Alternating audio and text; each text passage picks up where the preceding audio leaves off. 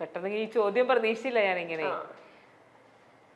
ഞാൻ പറയാം, ധ്യാൻ ശ്രീനിവാസന്റെ അജുവും ഈ അടുത്ത് ഏതൊരു ഇന്റർവ്യൂവിൽ ഇങ്ങനെ പ്രകാശൻ വർക്കട്ടയുടെ സമയത്ത്, അതായത് ചില ആർട്ടിസ്റ്റുകൾ അവർ അഭിനയിക്കുന്ന കാണുമ്പോ ഇപ്പൊ നിശ്ചയിച്ചൊക്കെ അടുക്കളയിൽ നിന്നുകൊണ്ട് നമ്മളാണെങ്കിൽ പാത്രോടെ വയ്ക്കണം, ഡയലോഗ് പറയണം, പക്ഷെ അതൊക്കെ ഭയങ്കര ഭംഗിയായിട്ട് ചെയ്യും, ഭയങ്കര ഈസിൽ ചെയ്യുന്നത്. അതിപ്പോ ഈ അടുത്തല്ലല്ലോ, കുറച്ചായല്ലോ, അതുകൊണ്ടാണ് പെട്ടെന്ന് ചോദിച്ചപ്പോ ഞാൻ ഈ ചോദ്യം പ്രതീക്ഷിക്കണമില്ല. അത് ഇപ്പൊ പ്രകാശം പറക്കട്ടെയായിരുന്നു. ഇപ്പൊ ഏകദേശം 1.5 വർഷം കഴിഞ്ഞു, അല്ല 1.5-2 വർഷം കഴിഞ്ഞു. അത് അജുവും ധ്യാനും പറഞ്ഞിട്ടുണ്ട്. ഞങ്ങൾ ഓൾറെഡി കണ്ടു. ഞാൻ ചേച്ചിക്ക് ഭയങ്കര കോംപ്ലിമെന്റ് ആയിട്ട് തോന്നിയായിരുന്നു ഓർത്തിരിക്കുന്നത്. ഞാൻ ഓർക്കണില്ല, പറഞ്ഞിട്ടുണ്ടാവും. കോംപ്ലിമെന്റ് ഒക്കെ ഓർത്തിരിക്കുന്നുട്ടോ, അതൊക്കെ നമുക്ക് എന്താ അല്ല പറയുമ്പോ ഇപ്പൊ നമ്മളിപ്പോ ഒരാളായിട്ടായിരിക്കില്ലല്ലോ പറയണ, മനസ്സിലായി. കൂടെ എല്ലാരും കൂടി ഏതായാലും ഒരു 2-3 പേരൊക്കെ പറയുമല്ലോ. അപ്പൊ അങ്ങനെ സിറ്റുവേഷൻ ഞാനും അജുവും അത് പറഞ്ഞ സിറ്റുവേഷൻ എന്തായിരുന്നു? അവര് പക്ഷെ എന്റെ മുന്നിൽ വെച്ചല്ല പറഞ്ഞത്, ഇന്റർവ്യൂലാണ് പറഞ്ഞത്. പിന്നെ അവിടെ വെച്ച് ആ സീൻ ചെയ്ത് കഴിഞ്ഞ് ഓരോ സീൻസ് ഒക്കെ ചെയ്യുമ്പോ ഇങ്ങനെ പറഞ്ഞിട്ടുണ്ട്. അത് ഇല്ലാന്നില്ല, പറഞ്ഞിട്ടുണ്ട്, ഓർമ്മയുണ്ട്. Okay. If not an actor അല്ലായിരുന്നെങ്കിൽ ഹോട്ടൽ എടുത്തായിരുന്നോ?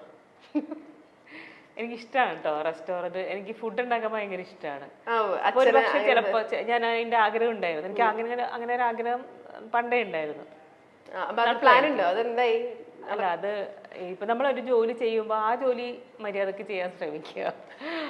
ഇപ്പൊ ഫുഡ് എന്ന് പറയണത് ഭയങ്കര ശ്രദ്ധിച്ച് ചെയ്യണം. നമ്മളിപ്പോ വേറെ എന്തിനേയും തിരക്കിനിടയില് നമുക്ക് നമ്മൾ ഇഷ്ടപ്പെട്ട സാധനം ഉണ്ടാക്കി കൊടുക്കാൻ പാടില്ല.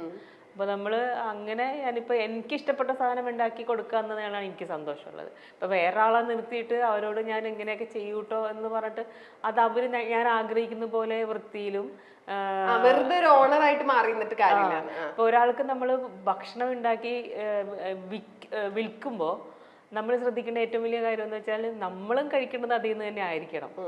അതിനുള്ള കോൺഫിഡൻസ് അതിപ്പോ ഇപ്പൊ എന്റെ ഒരു കോൺസെപ്റ്റ് എന്ന് വെച്ചാൽ നമുക്കിപ്പോ എനിക്ക് രാവിലത്തേക്ക് എന്റെ ഫുഡ് ഉണ്ടാക്കി അത് കുറച്ചും കൂടെ ക്വാണ്ടിറ്റി കൂട്ടുക, എന്നിട്ട് അത് അവർക്ക് മറ്റുള്ളവർക്കും കൊടുക്കുക. അപ്പൊ അതൊരു പ്രത്യേക ഒരു സന്തോഷം ഉണ്ടാവും. കാരണം അപ്പൊ നമുക്ക് കൊടുക്കുമ്പോൾ തൃപ്തി ഉണ്ടാവും. അപ്പൊ അങ്ങനെയാണ് എന്റെ മനസ്സിൽ കിടക്കുന്നത്. അങ്ങനെ തുടങ്ങുകയാണെങ്കിൽ അങ്ങനെ തുടങ്ങണം എന്നാണ് എന്റെ മനസ്സിൽ കിടക്കുന്നത്. അപ്പൊ അതിന് നമുക്ക് സമയം വേണം. ഫുൾ ടൈം അതിൽ തന്നെ കോൺസെൻട്രേറ്റ് ചെയ്യണം. അപ്പൊ അതെന്തായാലും ഇപ്പോഴും അങ്ങനെ എന്തൊക്കെ നാടൻ ഭക്ഷണം അങ്ങനെയാണോ പ്ലാൻ ചെയ്യുന്നത്? അത്രേ ഉള്ളൂ, നാടനേ ഉള്ളൂ. അല്ലാണ്ട് എനിക്ക് അവിടുത്തെ സ്പെഷ്യൽ ഡിഷ് എന്തായിരിക്കും? ഫിഷ് ആയിരിക്കും. ഉപ്പും മുളകും എന്നും എക്കാലത്തും എല്ലാവരുടെയും പ്രിയപ്പെട്ട സീരിയലായിരുന്നു. എന്നാൽ ഇന്ന് അതിന് കുറേയേറെ കാര്യങ്ങളിൽ മാറ്റം വന്നിട്ടുണ്ട്. ഇന്നിപ്പോൾ ആ സീരിയലിനെ പറ്റി നിരവധി വിമർശനങ്ങളും വിവാദങ്ങളും ഒക്കെ പുറത്തു വന്നിട്ടുണ്ട്. ആ വിവാദങ്ങളിൽ പെട്ട് ആ സീരിയലിനോടുള്ള ഒരു ഇഷ്ടം ആളുകൾക്ക് കുറഞ്ഞു തുടങ്ങി എന്ന് വേണമെങ്കിൽ പറയാം. ബിജു സോപാനത്തിനും SP ശ്രീകുമാറിനുമെതിരെയാണ് നടി പരാതി നൽകിയത്. ലൈംഗിക അതിക്രമ പരാതിയാണ് നൽകിയത്. ഇതിൽ ഒരാൾ ഉപദ്രവിക്കാൻ ശ്രമിച്ചുവെന്നും മറ്റൊരാൾ ഭീഷണിപ്പെടുത്തിയെന്നുമാണ് പറയപ്പെടുന്നത്. ആരാണ് ഈ നടി എന്നാണ് എല്ലാവരും ചോദിക്കുന്നത്. പല അഭിപ്രായങ്ങളാണ് പലരും പറയുന്നത്. ജൂഹിയാണെന്ന് പറയുന്നുണ്ട്, അതിലെ തന്നെ കനകമാണെന്ന് പറയുന്നുണ്ട്, എന്തിന് പാറുക്കുട്ടിയുടെ പേര് വരെ പറയുന്നവരുണ്ട്. എന്നാൽ അതൊന്നുമല്ല, ആരാണ് ഈ സംഭവത്തിൽ യഥാർത്ഥത്തിൽ ഉൾപ്പെട്ടിട്ടുള്ളത്, ആരാണ് ഇരയായത് എന്നൊക്കെ പലരും തുറന്നു പറയാൻ ആഗ്രഹിക്കുന്നുണ്ട്. തുറന്നു പറച്ചിലുകൾ കേൾക്കാനും ആഗ്രഹിക്കുന്നുണ്ട്. നിഷാ സാരംഗ് നമ്മുടെ ഈ ഉപ്പുമുളകും സെറ്റിനെ പറ്റി മുൻപ് മാതോരാതെ പറഞ്ഞിട്ടുണ്ട്. എന്നാൽ ആ സെറ്റിൽ തന്നെ പലതരം ഇഷ്യൂസ് ഉണ്ടായതായും ആ ഷോയിൽ നിന്നും ആ പരിപാടിയിൽ നിന്നും പരമ്പരയിൽ നിന്നും മാറി നിൽക്കേണ്ടി വന്നതിനെ പറ്റിയും ഒക്കെ നിഷാ സാരംഗ് മുൻപ് പറഞ്ഞിട്ടുണ്ട്. ഒരു ഇടവേളയ്ക്ക് ശേഷമാണ്, എന്ന് പറഞ്ഞാൽ ഈ 5 പേരും കുഞ്ഞുങ്ങളായിരിക്കുമ്പോഴായിരുന്നു ഭയങ്കര രസമായിട്ട് ആ പരമ്പര മുന്നോട്ട് പോയത്. അപ്പൊ എല്ലാവർക്കും ഭയങ്കര ഇഷ്ടമായിരുന്നു. അതിനുശേഷം നെക്സ്റ്റ് വന്നത് ഇവരൊക്കെ വളർന്ന ഒരു കാലഘട്ടമാണ്. അപ്പോൾ ആളിന്റെയൊക്കെ എണ്ണം കൂടി, കുറെ പുതിയ കഥാപാത്രങ്ങളൊക്കെ വന്നു. ആ സമയത്ത് ഇവരുടെ സ്വഭാവത്തിലും മാറ്റങ്ങൾ വന്നിട്ടുണ്ട് എന്ന് പറയുകയാണ് നിഷാ സാരംഗ്. 10ാം ക്ലാസ്സിലെ പിന്നാലെ വിവാഹിതയായെങ്കിലും വിവാഹബന്ധം പരാജയത്തിൽ എത്തുകയായിരുന്നു എന്ന് നീലു പറഞ്ഞിട്ടുണ്ട്. തുടർന്ന് ആരുടെയും പിന്തുണയില്ലാതെയും നിരവധി പ്രതിസന്ധികൾ അതിജീവിച്ചു മക്കളെ വളർത്തിയ കാര്യങ്ങളൊക്കെ പല അഭിമുഖങ്ങളിലും നിഷ പങ്കുവച്ചിട്ടുണ്ട്.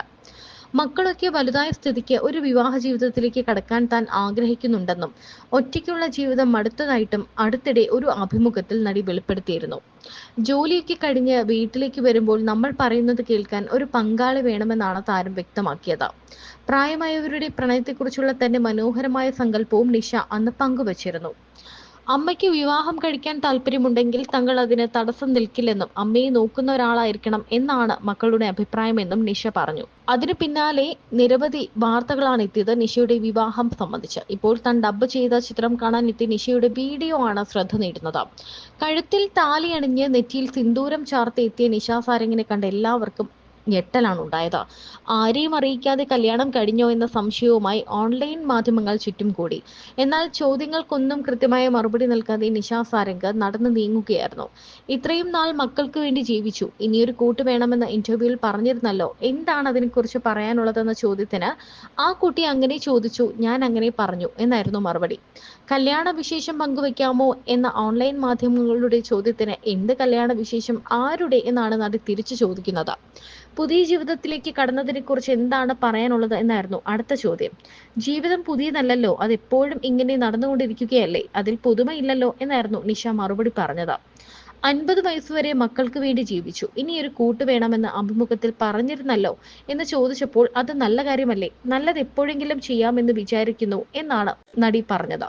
നമുക്കെല്ലാം പങ്കുവെക്കാൻ എപ്പോഴും ഒരു ആളുള്ളത് നല്ലതല്ലേ, ഒറ്റപ്പെടുമ്പോൾ നമ്മൾ അങ്ങനെ ചിന്തിക്കും, ഞാനും അങ്ങനെ ചിന്തിച്ചു, അത് തെറ്റാണെന്ന് തോന്നുന്നില്ല എന്നും നിഷ സാരംഗ് പറയുന്നുണ്ട്. എന്നാൽ അതിനു പിന്നാലെ നിഷ സാരംഗ് ഫേസ്ബുക്കിൽ ഒരു പോസ്റ്റും പങ്കുവച്ചിരുന്നു. ഒന്നും വിട്ടുപറയാതെയാണ് നിഷ സാരംഗിന്റെ പോസ്റ്റ്. സത്യസന്ധമായി ജീവിക്കുന്നവരുടെ ജീവിതത്തിൽ നിന്നും പലരും വഴിമാറിപ്പോയേക്കാം, കാരണം മനോഹരമായ കള്ളങ്ങളെയാണ് പലരും ഇഷ്ടപ്പെടുന്നത് എന്നാണ് നിഷ കഴിഞ്ഞ ദിവസം ഫേസ്ബുക്കിൽ പങ്കുവച്ച കുറിപ്പിൽ പറഞ്ഞിരിക്കുന്നത്. പ്രേക്ഷകരുടെ പ്രിയപ്പെട്ട നീലു, എന്തെങ്കിലും ഉണ്ടെങ്കിൽ തുറന്നു പറയൂ, നിങ്ങളെ ജീവന തുല്യം സ്നേഹിക്കുന്ന ഒരുപാട് പ്രേക്ഷകർ നിങ്ങൾക്ക് ചുറ്റുമുണ്ട്. കുറച്ചുപേർ പലതും പുറത്തുവിടുന്നു, എന്തായാലും എപ്പോഴായാലും എല്ലാം അറിയും, എങ്കിലത് നേരത്തെ ആയിക്കൂടെ, മറ്റുള്ളവർക്ക് ദോഷം വരുത്തരുതല്ലോ എന്ന് ആഗ്രഹിക്കുന്ന കൂട്ടത്തിലാണ് നിഷ എന്ന് ഞങ്ങൾക്കറിയാം. എന്നാലും പറയാതിരിക്കാൻ വയ്യ, നിഷയെ സ്നേഹിക്കുന്ന ഒരുപാട് പേർ നിങ്ങളെ കാത്തിരിപ്പുണ്ട് എന്നാണ് പോസ്റ്റിന് താഴെ ഒരാളുടെ കമന്റ്.